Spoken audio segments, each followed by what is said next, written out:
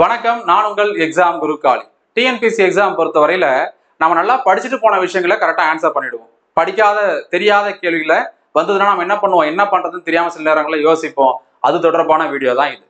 வரக்கூடிய ஞாயிற்றுக்கிழமை செப்டம்பர் 28, 2025 அன்னைக்கு 9 to 12 நமக்கு குரூப் 2 2A பிலிம்ஸ் எக்ஸாம் நடக்க போகுது. அதுல தெரியாத கேள்விகளுக்கு எப்படி விடையளிப்பது அப்படிங்கிற கான்செப்ட்ல பார்க்கலாம். முதல்ல நம்ம கொஸ்டின் பேப்பர் வாங்கின உடனே நமக்கு தெரிஞ்சதெல்லாம் முதல்ல நாம அட்டன் பண்ணிட போறோம். தெரியாத கேள்வி அவசரப்பட்டு ஷேர் பண்ணாதீங்க, வெயிட் பண்ணுங்க. தெரிஞ்சதை மட்டும் ஷேர் பண்ணுங்க, தெரியாததுக்கு ஷேர் பண்ணாதீங்க. ஏன்னா ஒரு கேள்வி இருமுறை வரலாம். ஒரே கொஸ்டின், அது தொடர்பான ஒரு கூற்று, அது தொடர்பான ஒரு டேட்டா இன்னொரு கொஸ்டின்ல வரலாம். அப்ப நீங்க ஒரு கொஸ்டின் உங்களுக்கு ஒண்ணுமே தெரியல வெயிட் பண்ணீங்கன்னா அது சம்பந்தமா வரும். இதுல இருந்து ஆப்ஷன் எலிமினேஷன் பண்ணி 2 கொஸ்டினுக்கு சரியான பதில கொடுத்துடலாம், 3 மார்க் எடுத்துடலாம். சரி, அதனால வெயிட் பண்ணுங்க. டைம் இதுக்கா அதுக்கான யோசிச்சு டைம் வேஸ்ட் பண்ணோம்னா தெரியலன்னா விட்டுட்டு அடுத்தது போயிட்டே இருக்கு. தெரிஞ்சதை மட்டும் பக்காவா அட்டன் பண்ணுங்க. சரி, இருமுறை வரலாம். அப்படி வரல சார், என்ன பண்ணலாம்? Option elimination. நமக்கு தெரிஞ்சதை வச்சு ஆன்சர் கொண்டு வர்றது. நாம படிக்கல, ஃபுல்லா படிக்கல, ஓரளவு தான் படிச்சிருக்கிறோம். நம்ம படிச்சது வரல, ஆனா வேற ஒண்ணு வந்திருக்குது. எப்படி கண்டுபிடிக்கலாம்? நமக்கு தெரிஞ்சதை வச்சு ஆப்ஷன்ல இருந்து எலிமினேட் பண்ண முடியுமான்னு பாருங்க. அதுக்கு எடுத்துக்காட்டு கொஸ்டின் எல்லாம் பின்னாடி கொடுத்துருக்கிறேன், பார்க்கலாம். அதுலேயும் குறிப்பா கூற்று காரணம் தொடர்பான கேள்வி வந்ததுன்னா தெரிஞ்சதுன்னு ஆன்சர் போடுங்க. தெரியாததை பத்தி நம்ம பேசிட்டு இருக்கிறோம். பெரும்பாலும் கூற்று காரணம் ரெண்டும் சரி, சரியான விளக்கம் அப்படிங்கிறத போட்டுருங்க. எதுவுமே தெரிலனா சொல்றேன். தெரிலனா ஓஎம்ஆர்ல மிஸ்டேக்ஸ் பண்ணாதீங்க. அதாவது 21வது கேள்விக்கு 22ல ஷேட் பண்றது, 32வது கேள்வியில 2 வாட்டி ஷேட் பண்றது, 31Aன்னு பார்த்துட்டு 31Dல ஷேட் பண்றது. இந்த மாதிரி தவறுகள் பண்ணாதீங்க. அதே போல உங்களை கையெழுத்து கரெக்டா போடுங்க, தம்ப் இம்ப்ரெஷன் கரெக்டா வைங்க, ஓஎம்ஆர் புக்லெட் நம்பரை கரெக்டா எழுதி, question paper booklet number OMR ஷீட்ல எழுதி அதை ப்ராப்பரா ஷேட் பண்ணுங்க. 200 கேள்விக்கும் விடை எழுதி விட்டுருக்கலான்றத 200க்கும் அழிச்சிட்டேன்னு சொல்லுங்க. எம்டியா விட்டுட்டு வராதிங்க, ஃபுல்லா ஃபில் பண்ணுங்க. அதுக்கு கீழே ஏதாவது கொஸ்டின் விட்டுருக்கீங்களான்னு கேட்கும். அந்த காலத்தை நீங்க ஃபில் பண்ண வேண்டிய அவசியமே இல்லை. ஒரு கோடு போட்டு விட்டுருங்க, இல்லை எம்டியா கூட விடுங்க. ஏன்னா நம்ம 200 கேள்விக்கு பதில் சொல்ல போறோம். 3 மணி நேரம் டைம் இருக்குது. நெகட்டிவ் மார்க் கிடையாது. அதனால எல்லாத்தையும் அட்டன் பண்ணுங்க. இண்டிவிஜுவல் லெட்டர் பின்னாடி கையெழுத்து போடுவாங்க சூப்பர்வைசர்.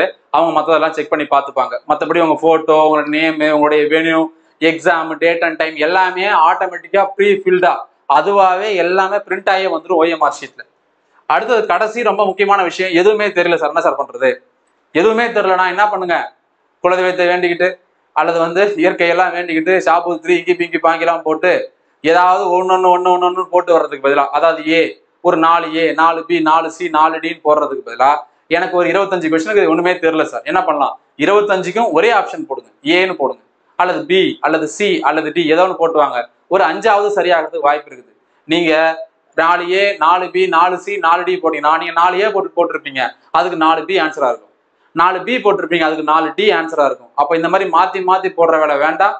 எதுவுமே தெரியலனா மொத்தத்துக்கும் ஒரே ஆப்ஷன் போட்டுவாங்க. ஒரு 5 கேள்வியாவது அதுல சரியாகிறதுக்கு வாய்ப்பு இருக்குது. இதெல்லாம் எப்போ? எனக்கு ஒண்ணுமே தெரியல சார்ன்னு சொல்லும் போது. தெரியாத கேள்விகளுக்கு தான் இது ஃபாலோ பண்ண போறோம். தெரிஞ்சதெல்லாம் முதல்லயே நாம அட்டன் பண்ண போறோம். கரெக்டுங்களா? நான் திரும்பவும் சொல்றேன், டைம் ரொம்ப ரொம்ப முக்கியம். Time management. ஏன்னா கஷ்டமான கேள்விகள் முதல்லையும், ஈஸியான கேள்விகள் கடைசியாகவும் இருக்கிறதுக்கு வாய்ப்பு இருக்குது. அதனால 3 மணி நேரத்துல 200 கேள்வியை நீங்க பாத்துருங்க. அதுக்காக தான் அந்த 9:15 to 9:30 முதல் 1/4 மணி நேரம் கொஸ்டின் கொடுக்குறாங்க இல்லையா, அந்த டைம் யூட்டிலைஸ் பண்ணுங்க. என்னென்னலாம் தெரியுது, எதெல்லாம் ஈஸியா இருக்குது, எதெல்லாம் டஃபா இருக்கு, இதெல்லாம் முதல்ல பண்ணலாம், இதெல்லாம் கடைசியா பண்ணலாம். சார் நான் லாங்குவேஜ் ஃபர்ஸ்ட்ல பண்ணலாமா, ஜிகே மேக்ஸ் ஃபர்ஸ்ட்ல பண்ணலாமா? நீங்க தமிழ் இங்கிலீஷ்ல ஸ்ட்ராங்கா இருந்தீங்கன்னா அதை அட்டன் பண்ணுங்க. இல்ல சார் நான் ஜிகே ஸ்ட்ராங்கா இருக்கிறேன், மேக்ஸ் நல்லா பண்ணுவேன்னா அதை பண்ணுங்க. நீங்க எதுல ஸ்ட்ராங்கோ அதுக்கு ஃபர்ஸ்ட் ப்ரியாரிட்டி கொடுங்க. அதுல நீங்க கரெக்டா தெரிஞ்சதுக்குலாம் ஆன்சர் பண்ணிடுங்க.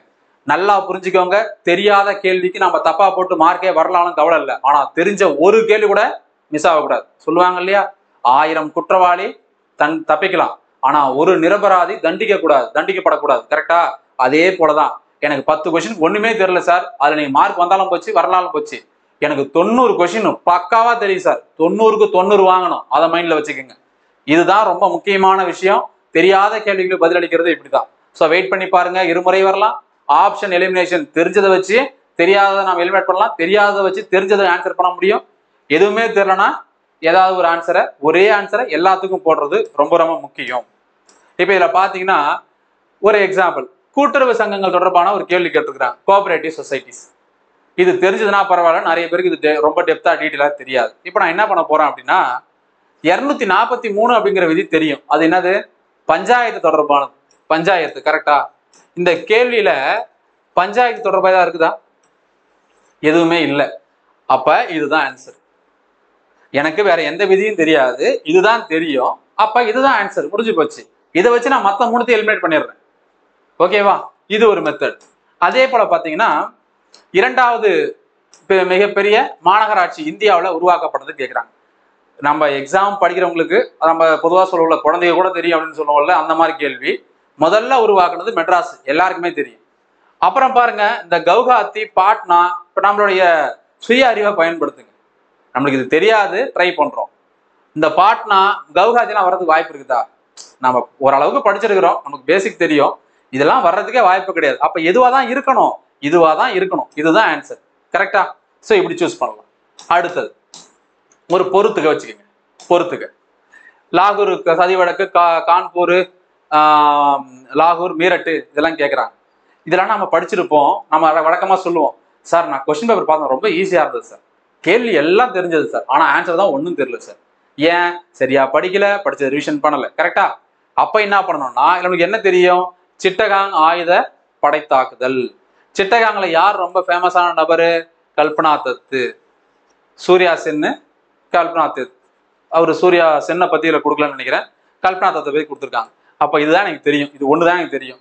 அப்படியே பாருங்க, ஏக்கு வந்து 3, ஏக்கு 3 ஒரே ஆப்ஷன் தான். நல்லா புரிஞ்சுக்கங்க. நம்மளுக்கு நல்ல நேரமா இருந்தா இப்படி நடக்கும், டக்குன்னு ஆன்சர் பண்ணி அடுத்தடுத்து ஜம்ப் பண்ணி போயிட்டே இருக்கலாம். கெட்ட நேரமா இருந்தா எல்லாத்துக்குமே 3 இருக்கும், அப்போ ஒன்றும் பண்ண முடியாது. நீங்க கேட்பீங்க, சார் இப்படி ஒரு கொஸ்டின் சூஸ் பண்ணீங்க, ஈஸியா போடுறீங்களே, 4த்துக்கு 3 கொடுத்தா என்ன பண்றது? ஒன்றும் பண்ண முடியாது. நான் என்ன சொல்றேன்னா, இந்த மாதிரி எல்லாம் வாய்ப்புகள் இருக்குதுன்னு சொல்ல வரேன். நமக்கு தெரிஞ்சதை வச்சு ட்ரை பண்ணுங்க. எனக்கு இது தெரியும், உங்களுக்கு வேற ஏதாவது தெரியுமா, அதை வச்சு சூஸ் பண்ணுங்க, அவ்வளவுதான். இப்ப எல்லாத்துக்கும் 3 வந்துச்சா, ஒன்றும் பயப்படாதீங்க, அடுத்தது பாருங்க, வேற என்ன உங்களுக்கு தெரியும்னு பாருங்க. ஸோ 2 விதமா நம்ம ட்ரை பண்ணலாம். நமக்கு என்ன தெரியும் அதை வச்சு பண்ணலாம். நமக்கு என்ன தெரியாதுன்றதெல்லாம் விட்டுட்டு தெரிஞ்சதை வச்சு நம்ம என்ன பண்ண முடியும்? ஆன்சர் பண்ண முடியும். ஸோ எல்லா விதத்திலும் நம்ம ட்ரை பண்ணி பார்க்கணும். அப்ப நம்மளுக்கு ஒரு பேசிக்கான அதை பத்தின ஒரு புரிதல் நமக்கு இருக்க வேண்டும். ஓஎம்ஆர் ஷீட்ல இந்த தவறுகள்லாம் செய்யாதீங்க. சிக்னேச்சர், நம்மளுடைய கையெழுத்து, நம்மளுடைய தம்ப் இம்ப்ரெஷனை ஃப்ரண்ட் பேஜில் போடணும். பேக் பேஜில் சூப்பர்வைசர் கையெழுத்து போட்டுருவாங்க. கொஸ்டின் பேப்பர் புக்லெட்டை பக்காவா ஓஎம்ஆர் ஷீட்ல எழுதி அதை நீட்டா ஷேட் பண்ணிடுங்க. 200 கேள்விக்கும் பதில் தெரியுதோ தெரியலையோ ஃபுல்லா ஷேட் பண்ணிட்டு வந்துருங்க. கேட்பான், 200 கேள்விக்கு பதில் அளிச்சியா? ஆம். இல்லை என்றில் எத்தனைன்னு கேட்பான். இந்த இதெல்லாம் ஃபில் பண்ண அவசியம் மேலே அப்படியே எம்டியா விட்டுவாங்க, ஒன்றும் கவலை கிடையாது. 21வது கேள்வி பார்த்து 22ல ஷேர் பண்றது, 21லயே பார்த்து ஏ பார்த்து சிக்கு ஷேர் பண்றது, ஒரே கொஸ்டின்ல 2 வாட்டி ஷேர் பண்றது, இதெல்லாம் பண்ணீங்கன்னா மார்க் மைனஸ் பண்ணுவோம், ரெடியூஸ் பண்ணிடுவோம். ஸோ கடைசியா ஓஎம்ஆர் ஷீட்டை எம்டியா விட்டுட்டு வராதீர்கள். ஓஎம்ஆர் ஷீட்டை எம்டியாக விட்டுட்டு வரவே வராதீங்க. Fine. So all the very best. நல்லா பண்ணுங்க. கட்டாயமா நல்லா படிச்சுட்டு போறோம். எக்ஸாம் பாஸ் பண்ண தான் போறீங்க, எந்த மாற்றமும் கிடையாது. All the very best. Thank you.